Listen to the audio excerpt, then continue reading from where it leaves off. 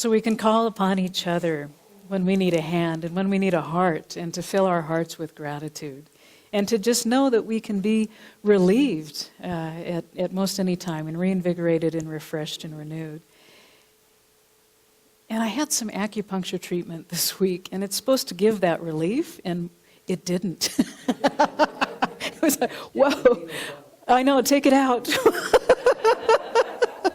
Please, take it out.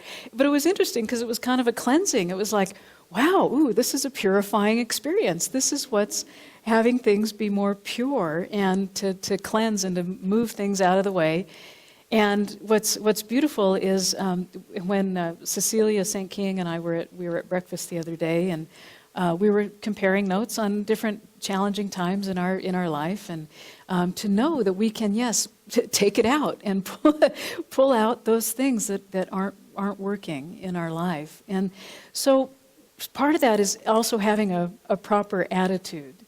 And this term comes from aviation sometimes, is when you look at the way that a plane flies, it has attitude.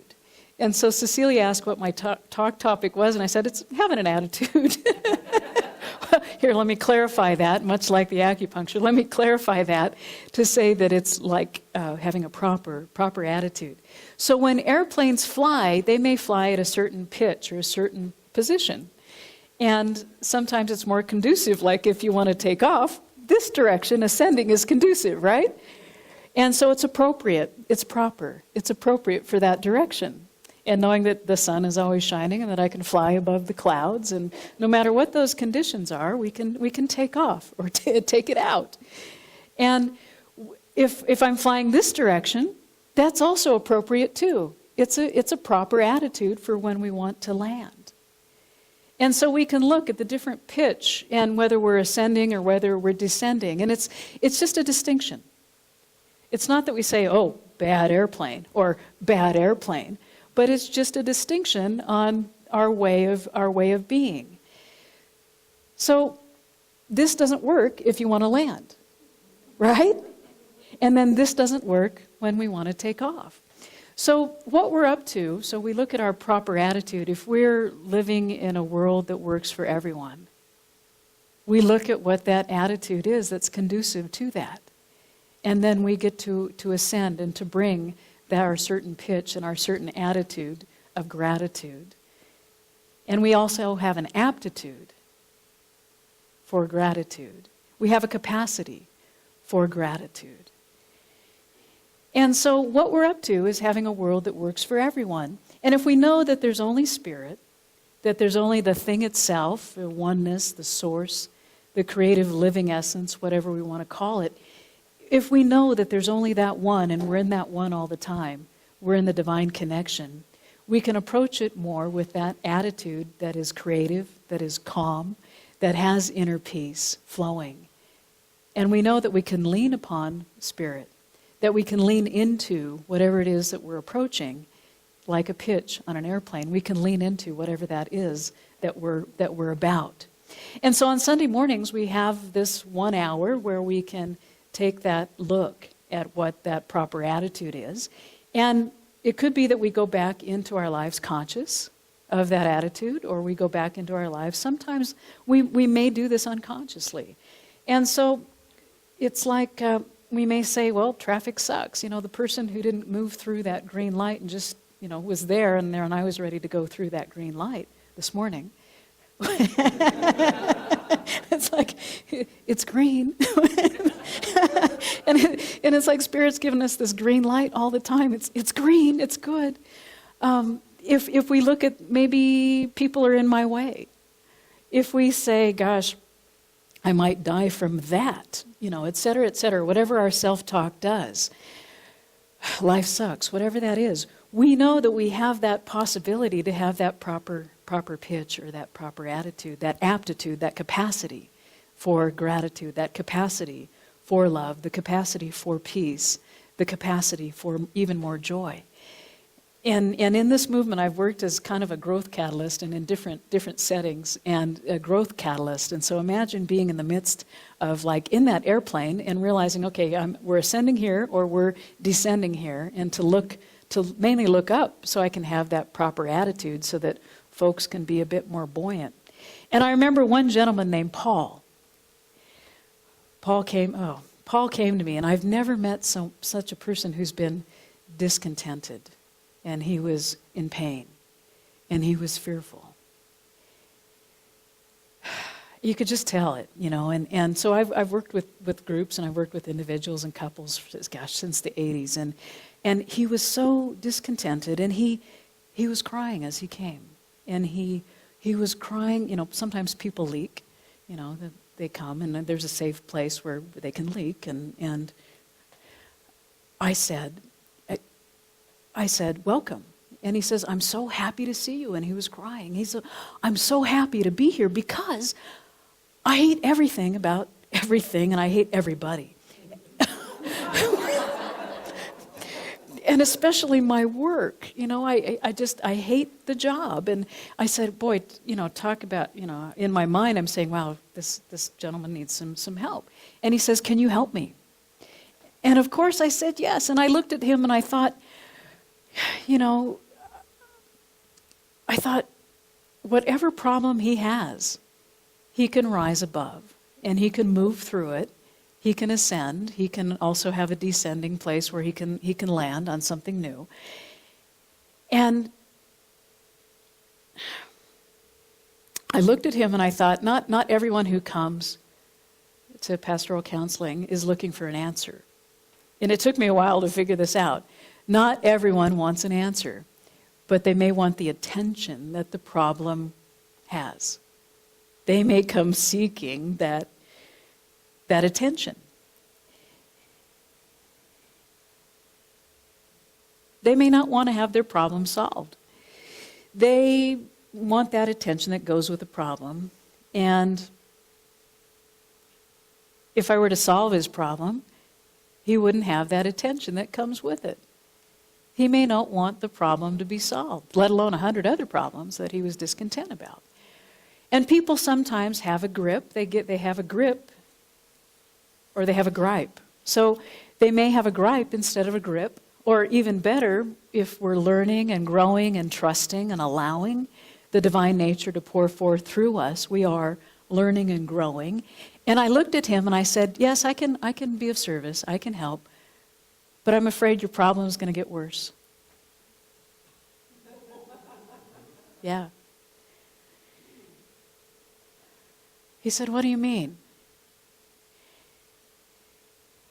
And I said, I believe they're going to fire you. He was telling me all about how everyone was awful, how everything was wrong, how it was, he was just stunned. He was stunned that I would even say something like that. He was stunned, and I said, he looked like how the football games, they pour the big thing on Gatorade, with the big ice? He kind of looked like that. There he was sitting, and it was like he had this big Gatorade on top. And he said, what, let me go? And the inflection in his voice, he says, they're the bad guys, I'm the good guy. Who, me? Like he didn't have a part in it. And he says, why wouldn't they want to keep me? And I said, in my mind, I'm saying to myself, have you ever noticed how people who are involved in whatever actions may not notice what their thoughts or behavior are? And, it's about them. But so sometimes folks are in denial. And have you ever noticed when people are about to lose something that's really important, like a mate or a home or a car, that suddenly it becomes very valuable because they fear that they're going to lose it? And so if they've been griping about it, and when things appear to go south, and then we can insert a relationship, insert whatever, a health condition, insert a job. It has brand new value when we think we're going to lose it, right?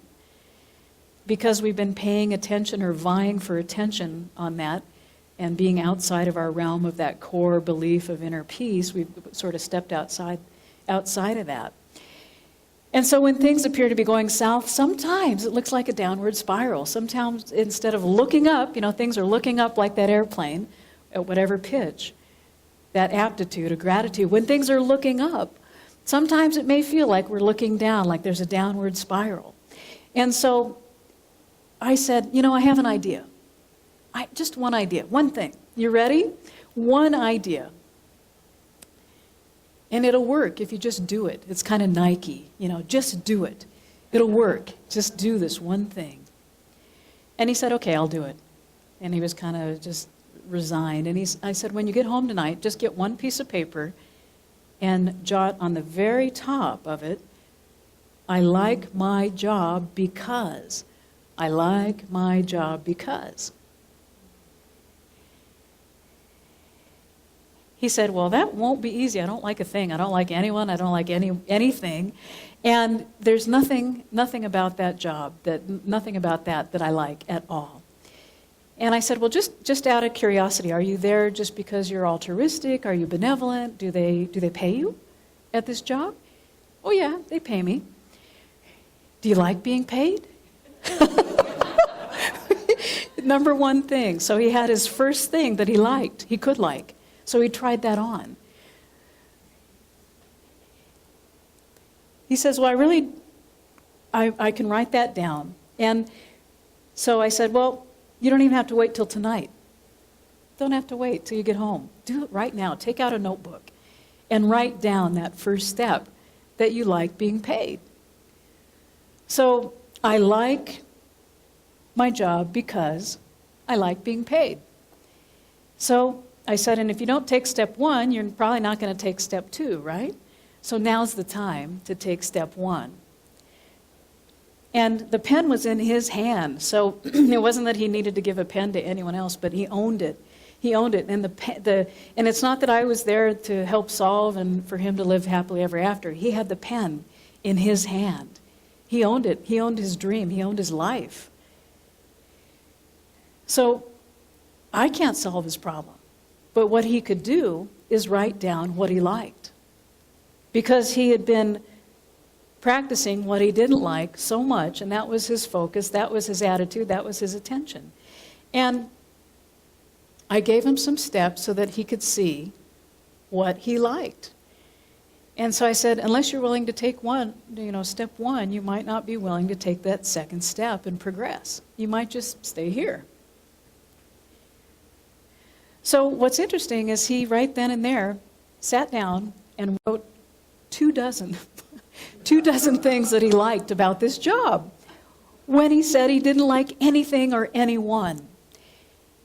Number one, he was paid above average. He had all kinds of insurance. He had a retirement plan. He had a window. It was just 10 minutes from his home where he worked. It was just like an easy breezy thing that he could just do what he needed to do. And so then he had a family life too, because he lived so close to work and was able to zip back and forth. And so time was a value as well. He even had like a sign on his private parking space. I mean, he could think about all these things that he really liked. And so he was surprised. He was surprised that he could really look at this place where he liked something, where he had gratitude. And so I said, when you get home, take that notebook and change one word. Change the word like to love. I love my job because, and then look at that whole list of things. And Cecilia already sang about singing. Yeah, sang about looking in the mirror. And I said, look in the mirror and say about all these things that you like in the morning, in the evening. Say all these things that you like about your job. And when he switched it from the word like to love, he became grateful. And it was Hans Selye, who's about the time Dr. Ernest Holmes, who's the founder of Science of Mind, which is a guide for spiritual living, was writing, our founder of our movement was writing all kinds of books. And Hans Selye talked about stress and self-esteem and how to move through things and have an aptitude of gratitude. And he said that the one word that is most important for our emotions to express is gratitude. And for us to express then helps relieve stress. So that then we can be at more peace. We can be at that calm, centered place of the divine connection. We can experience the one source and that divine source that is always within us. And we can look beyond that and know that we can have this place of clarity and calm and peace and that inner knowingness and that confidence, knowing that we're backed by that force in the universe. We're backed and knowing that we are the presence and the power already. And so what was interesting is he changed that word from like to love and felt gratitude. And so we all can do that and know that we're functioning as humans. And when Hans Selye coined that term of stress and how we have things that happen in our lives, like me going for acupuncture and having a surprise, how it really didn't relieve stress, but I got to move through whatever that was. When he coined that term, stress was defined as a non-specific response of the body to demand for change. And here in this center, we're going to have a affirmative prayer workshop next Sunday, and we get to be more specific. We get to be more specific about what outcomes that we're desiring in our life, where we can have that plane fly in a smooth way. So in our life, we get to either choose or react. We can choose, or we can react. And when there was a look at this stress, and this is a whole class, so I know we want to enjoy more music today, so I'm going to cut through the chase on this chart. But there's in essence a drone zone where we may have low energy, and I know that Star Wars is coming out pretty soon. It sounds like they're going to have some sort of drone zone too. I'm thinking. Do you think? I don't know, but they're coming out. But it sounds like something that would be in the Star Wars intergalactic bar or something like that. So yeah, stay tuned for Star Wars. But we can have low energy or whatever Paul was experiencing. He was having the drone zone of whatever that stress was. And what he got to do is to have more of a peak, like an airplane. He got to have more of a peak of what is called the C zone. And so we get to have that creativity, and this is a month of creativity, that creativity and that calm, and that combination is really where we can have a peak experience moving forward, whether that's a spiritual experience, whether that's an experience in our body, in our mental health, our emotional health, and experience that gratitude and that calm connection. And so this chart is by Peter, my new friend Peter Nixon.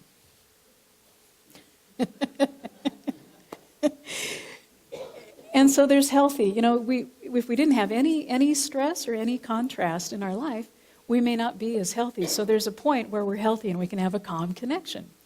And so some takeaways from this are that we can lighten up and have a little levity right here in the middle, where there's this C zone where there's a creative calm.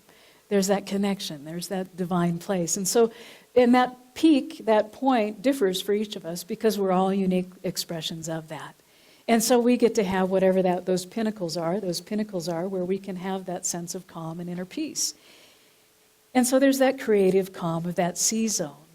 And part of what this is like Paul, he became more of a good finder. He found more good. He had that list of 24 things and more. Probably when he looked in the mirror, even more, he found more of that, I'll have more of that. He became, instead of being a fault finder, he became a good finder. And so we all get to do that for ourselves. We get to ascend in being a finder of good. And so we have a whole list of things that are good.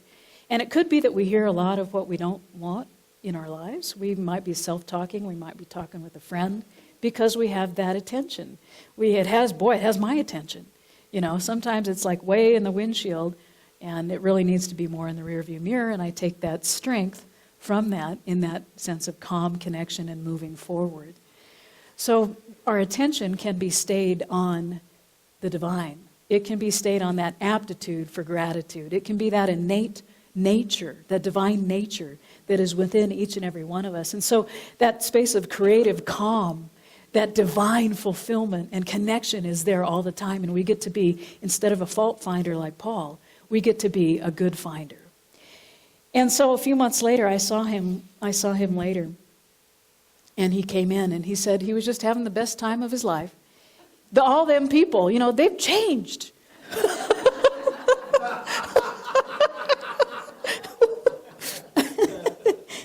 He became part of his own solution. And I think he even got a promotion. And so rather than listening to whatever input he was having, he got to change the world around himself from within. And so he experienced that pinnacle, that peak for himself. And if you come to the community conversation at 11:30, grab a wonderful bite that Grace Poley has created. Thank you so much. We'll come back here in the sanctuary. We'll have a good conversation, and whatever that transformation of conversation wants to take place, knowing that we're finding some good things that we can all participate in.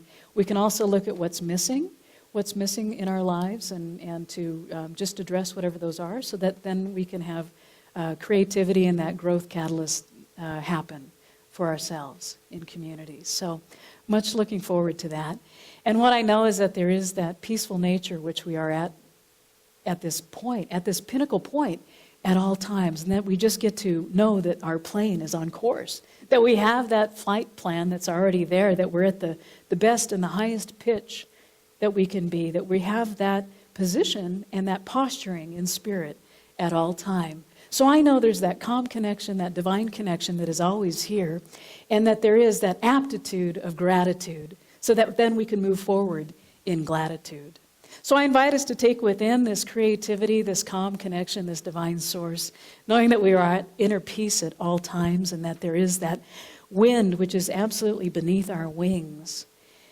So I invite us to just take a deep breath right here and allow this place of inner celebration to be moving in, through, as, and all around us in an infinite way, in an expanded way, knowing that there is that self-expansion and awareness, this place of gratitude and movement of the divine, that we can actually be energized and invigorated in this divine energy and this source, this one life force, this creative growth, which is happening right here and now, and that I am unified in this beautiful field of love, of peace, of that which is so expanding in my heart. And there is an awakening that is happening, an awakening of magnificence in a world that is working for everyone and everything. Knowing that there is the transforming agent, the divine alchemy, which takes place. Knowing that our health is radiant and vibrant, filled with energy, flowing, unblocked, with no limitations, and flying and soaring. Knowing that there is the purifying and the cleansing and the wholeness and that holistic wellness, which is ever available at this well-being point in ourselves. Knowing that we are fueled by the divine, and that there is that which flies and soars within each and every one of us. And knowing that our resources are ever available, that there is the prosperizing good, which is all in harmony and showing up in beautiful ways, so that we may do what we want to do whenever we want to do it. And allowing that affluent and beautiful flow and free-flowing good express itself fully and freely. And what I know is that there's the openness and the divine love which fulfills each and every relationship with kindness and compassion, with forgivingness and the givingness of its nature. So I'm grateful for the deep love and the compassion and the joy which is ever available. And it is this calm, clear, and creative connection.